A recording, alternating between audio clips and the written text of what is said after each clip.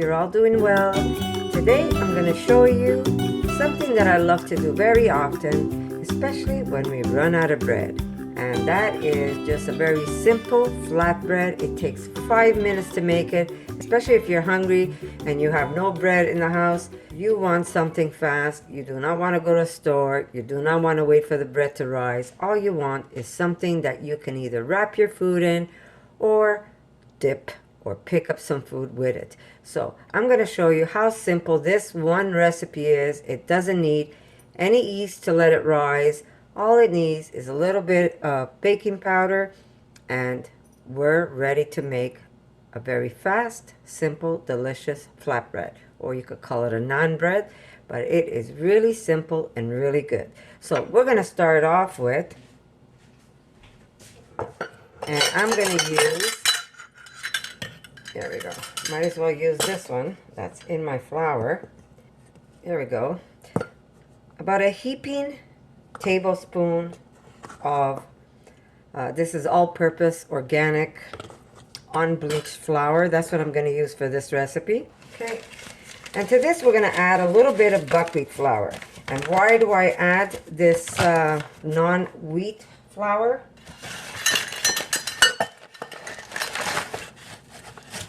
Now, it doesn't have to be buckwheat, it could be oat flour, but you want to add a little bit of this flour. What it does is it breaks up those gluten strands and it gives you a really nice, tender piece of bread.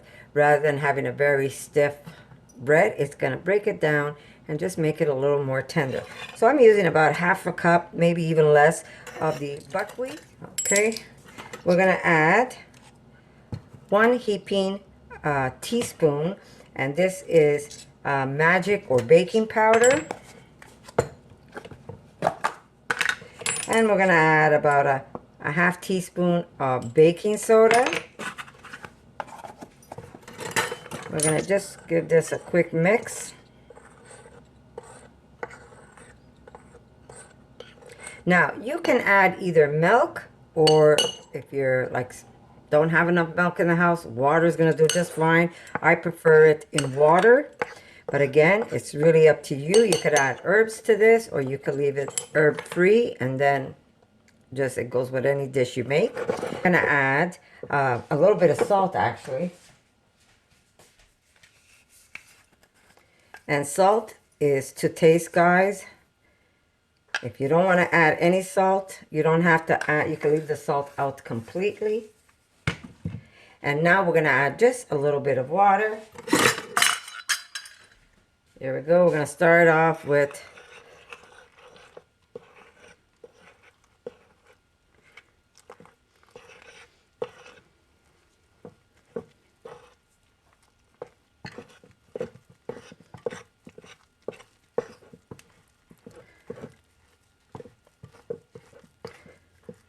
you want this to be a tender dough. You do not want this to be a stiff dough. So I've got 3/4 that I put in so far. But if I need more, I will. I usually just eyeball this, so I'm trying to measure it for you guys, so when you make it, it comes out to as close as my recipe. I just want to get a glove to mix this up. I normally don't wear a glove when I mix my food. I know a lot of people complain about that, but I've been doing this all my life and nobody's died yet. But I do have a sore on my finger, and I'm not sure if you can see it, so I don't want to put anything in my food. So here we go. I've used about 3/4 cup of just plain water. You want this to be a very tender dough. If this is too stiff, you're going to get a bread that's going to dry up on you really, really fast. I'm not even using oil, so this is really low calorie, guys. And remember, if you don't have buckwheat, you can use oat flour, any other non-gluten flour. Maybe just a little drop more of water. And that's just to pick up everything I've got in here. And you can see this dough is very soft.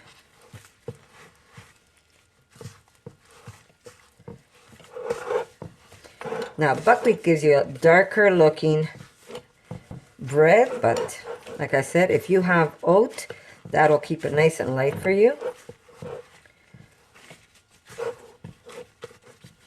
And that's how simple it is to make it. We're going to let this just rest a bit. I'm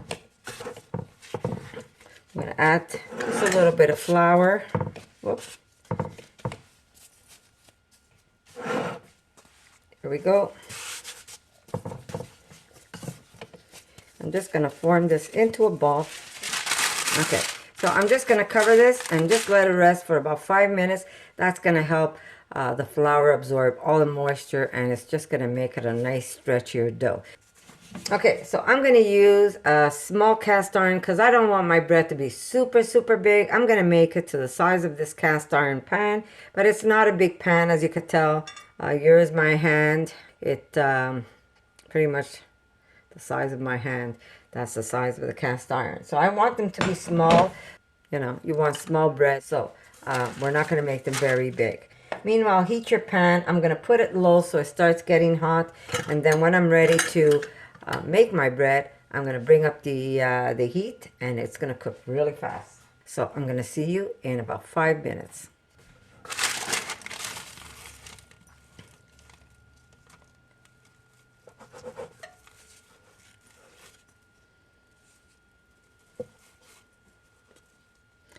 Okay, so we're going to divide this. There we go. And we're going to make 8 pieces. And it's going to be the perfect little flatbread vessel to either wrap some food in or to dip. That one could have been a little more even. So there we go. We're just going to let it rest a little longer, and then we're going to be ready to make these. Okay, so you do want to get a nice clean cloth to wrap your bread in, because you want to keep them nice and moist. So this way you could serve them right away. And then once they've cooling off, what you could do is do what I did. I'll get myself a nice bag and just place them right in with the cloth. You can see that they're still very pliable, and I made these yesterday and really, really good. Anytime you want to grab one, they're there. So do get yourself a clean cloth, something that you're always going to use, either making dough or making these little naan breads, and you use it just for that reason. So I'm just going to put this aside, and I'm going to show you later when I'm making them, because you do want to keep them covered as you make them, and they're really, really good, guys. So here we are. We're ready. We can push these all aside, and like I said, it doesn't take long, a few minutes, and they're ready for you. Okay, I'm going to keep those covered. Just make a ball. Now, I'm not one to worry about the how perfect they are. I like mine looking a little rustic anyhow.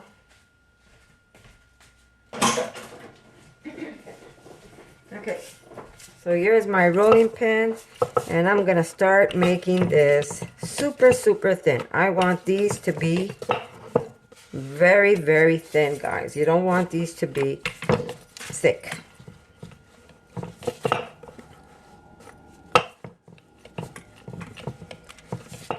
Now, as you can see, because I use the buckwheat, you see all the little flakes in the bread, but that's okay. And then you could even hand stretch it. You see, because we let it sit, how easy it is for you to just be able to pull these and stretch them. And what's good about these things are, these breads, yeah, I'm just going to raise up my heat a bit, is once they're made, you can make tiny little pizzas for the kids. All you have to do is put a little bit of sauce on top, a little bit of tomatoes, slice some veggies. If you have any vegan cheese ready, you could put some of that on top, and you're done. So there you go, very thin, as you can see. And I am going to drop them. And I am going to raise up my heat, but I don't want it too high, because then they're going to get really scorched on one side and not enough on the other side. Now, you can leave it just like this, or you can spray some oil. If you want, you could just take a little bit. Remember, I use my oil spray, which 5 sprays is basically 1 teaspoon. and I just gave it 2 sprays, but you don't have to. Once you have, if you're using a cast iron pan, they won't even stick in there. If you're using a regular pan, they won't, especially a non-stick pan, it won't stick on you. So it's not a problem of sticking. It's a matter if you want a little bit of that fat on your bread. But that really is up to you. You don't have to, because you can make it either way. I am just going to try and see the underneath side. And you can see that it's already to be flipped. This does not take long. Now, I would advise, if you're using a little bit of oil and you don't want to get your cloth all greasy, I would put some paper on your cloth so it doesn't pick up the oils. But this does not take long, and I'll show you how beautiful and delicious these are once they're done.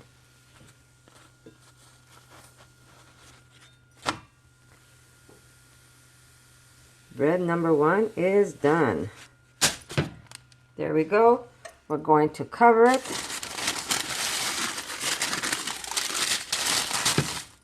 Cover it with this, and that's going to keep it nice and soft. So what I normally do, I just showed you one now, but what I normally do is I make a whole bunch of them. I roll them out, and then I just cook them.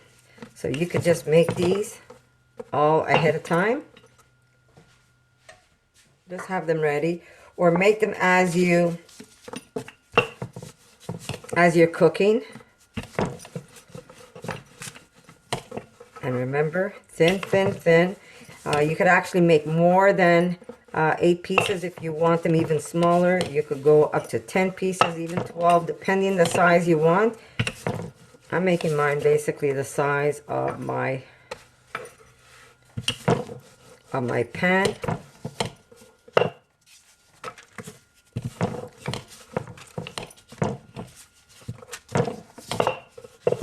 And this is a perfect bread to have when you want something to hold your food together.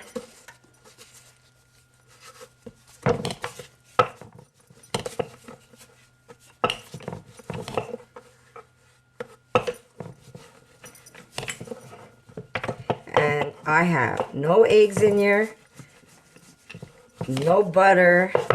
I know a lot of people like to put butter in the flatbread, but there's none of that. I have basically that little bit of fat that you can spray in a pan, but you really don't have to. Like I said, they're good even without the oil, but if you want, yes, you can put some oil.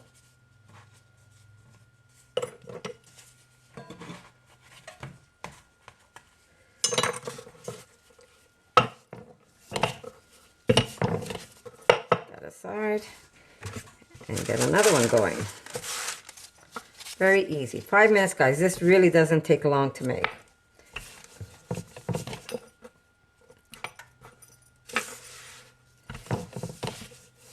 Make sure you always have a little bit of flour so you can dust your counter.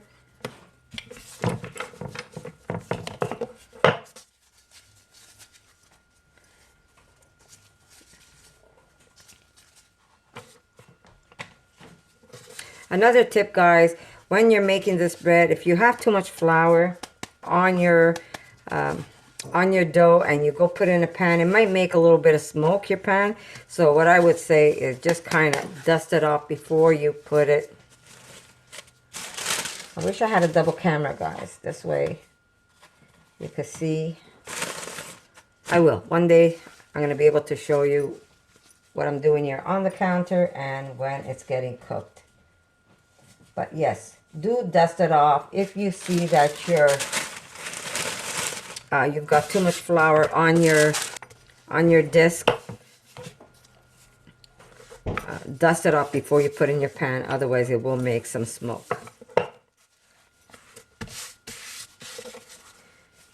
And because we let it rest a bit, you see how it still has a beautiful give.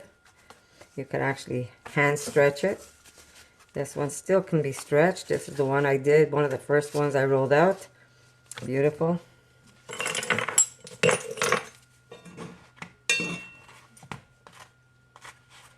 will show you what they look like once they're all cooked. But very easy, guys. Just a little bit of flour on the counter. And the trick is not to make a stiff dough. If you make a stiff dough, you're going to get a bread that's going to dry up really fast on you. And basically a very stiff piece of bread. So make your dough almost like you're making a pizza dough. You want it very, very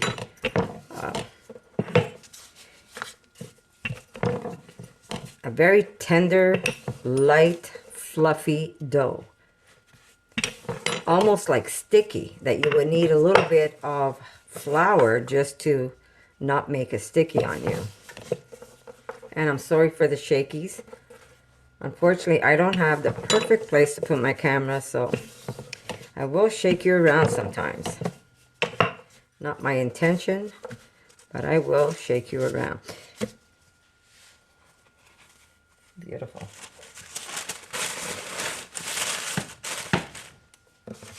This is the first one I made. Shake off that flour. I'm not using any oil, so the calories are very low on these. But again, if you want that greasier, oily bread, naan bread, you can. You could even maybe melt some vegan butter and garlic. You could use that on in your mixture. You could use that on top. It's really up to you how you want to make these. You can add black nigella seeds in these. These are so good with that, especially if you're making an Indian dish or even a Moroccan dish. That is a perfect seed to add to your bread, and it just adds that extra flavor to it. But because I want to use this as an all-purpose bread, I did not add anything except for that salt. Sometimes I even put a little maple. This time I left it out. That really is up to you.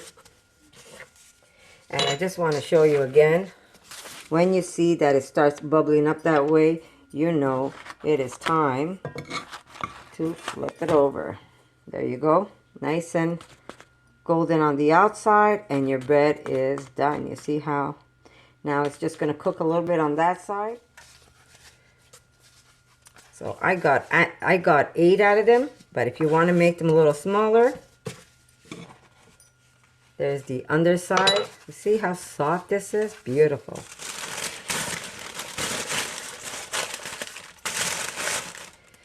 And we're going to put another one on. Shake off that flour.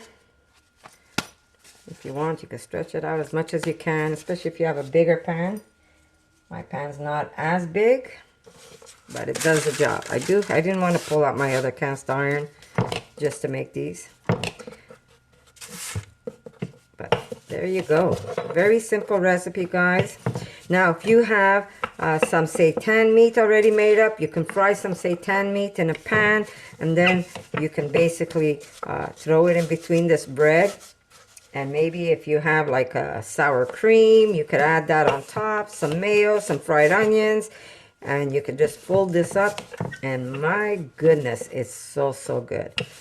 Or you could just do some mayo, vegan mayo, tomato, fresh tomato, some sprouts.